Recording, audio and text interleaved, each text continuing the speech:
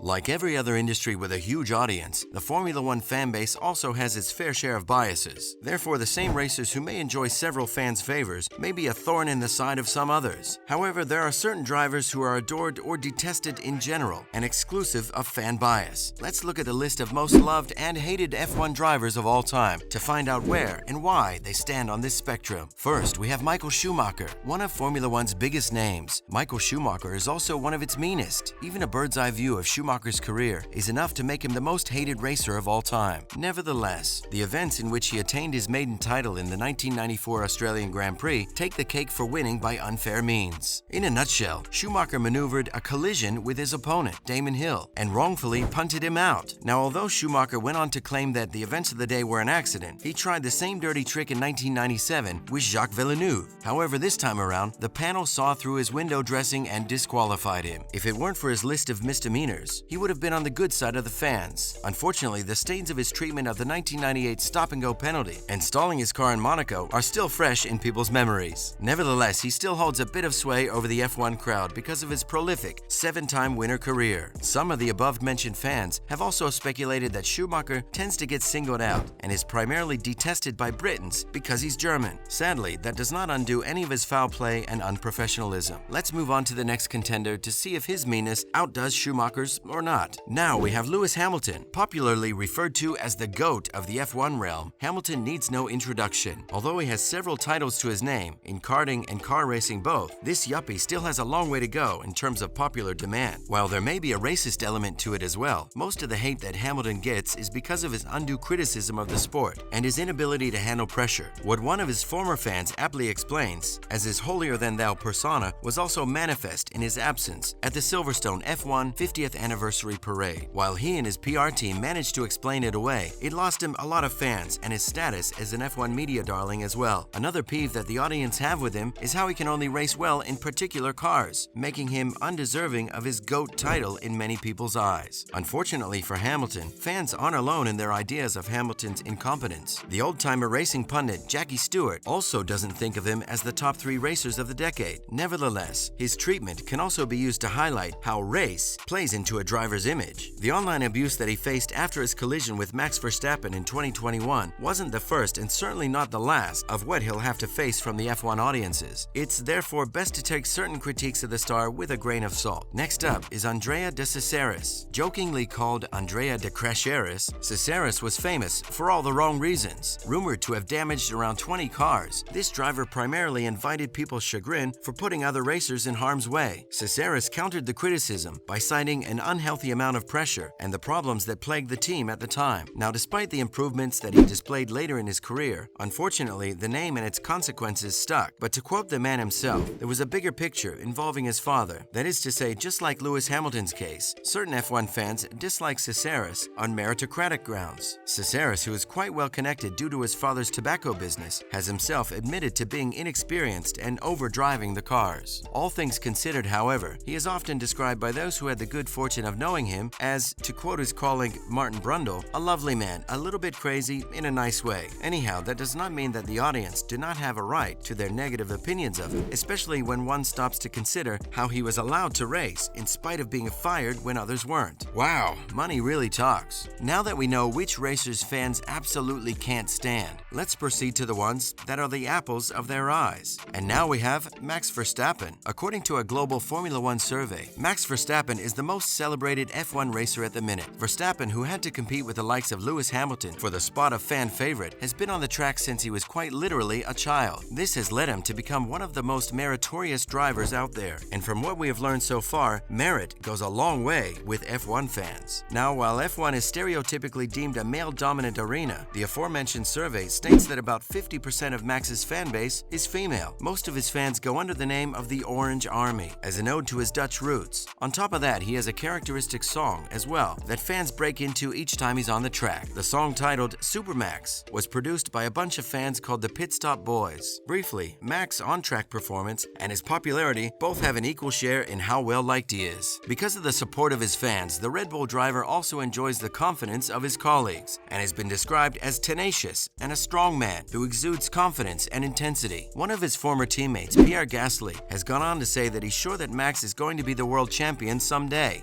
Speaking of world champions, our next candidate has 20-something world championships under his belt. Up next, Juan Manuel Fangio. The 5-time world champion and veteran racer, Juan Manuel Fangio, did not have his fame handed to him like certain drivers today. Fangio, who started racing back when race cars were akin to garbage trucks, worked his way up from the dirt tracks of Argentina. Eventually, and by racing for teams like Mercedes-Benz, Ferrari, and Maserati, he became the godhead of the racing world for some 40-odd years. Fangio's prolific career did not come as a surprise to experts back then, because his background as a mechanic was understood as a supplement to his racing career. It was Fangio's ability to become one with his vehicles that allowed him to excel the way that he did. The star, who spent a large portion of his childhood as a mechanic's apprentice, was prone to running checks on race cars himself. As a matter of fact, he built his maiden vehicle, a modified taxi with a 6-cylinder Ford engine, himself as well. It's hard to think that a legend like him did not have a proper car up until the 1940s, but that just adds up another testimony to the man's grit. As a consequence of his illustrious career, it isn't only fans who have golden memories of this colossus. In fact, many racers look up to him and pay respects to him as well. Sir Jackie Stewart, a racing legend himself, considers Fangio his favorite together with Jim Clark, which brings us to our next favorite. Next, we have Jim Clark. Jim Clark is one of those types who continue to live in people's hearts even after their deaths. While some people might attribute his popularity to his premature death on the track, there's no denying that the Formula One world has never had a racer like him. Described as naturally gifted, Clark went on to win races on tracks like Spa that had reputations for fatal crashes. He furthermore also proved that he was worth his salt in the Indy 500 of the year 1965 by racing at speeds that he was not accustomed to. Aside from his amazing racing records, he was also adored for his good looks and his struggles as a farmer who made it big in the racing realm. Today, Clark, who is lovingly called the Flying Scot, has a museum to his name in Duns. The museum houses the Lotus that the star drove, among other paraphernalia, and received 5,000 visitors only on the day of its opening. Even though Clark's career was short-lived, it helped his friend and previously mentioned racing legend to strengthen his case against track safety rules for F1 racers. Therefore, he was able to do something for the racing community, particularly the 127 race car drivers that died the same year as him, even in his death. That too, on top of a sterling record while alive. This is why he deserves the top spot on our triad of the best-loved F1 drivers. That's a wrap for this video. Do you think that the fan base is justified in their opinions of these drivers, or do you think they're a bit uncalled for? Let us know in the comments below. Make sure to give this video a thumbs up and subscribe to our channel for more videos like this. See you in the next one.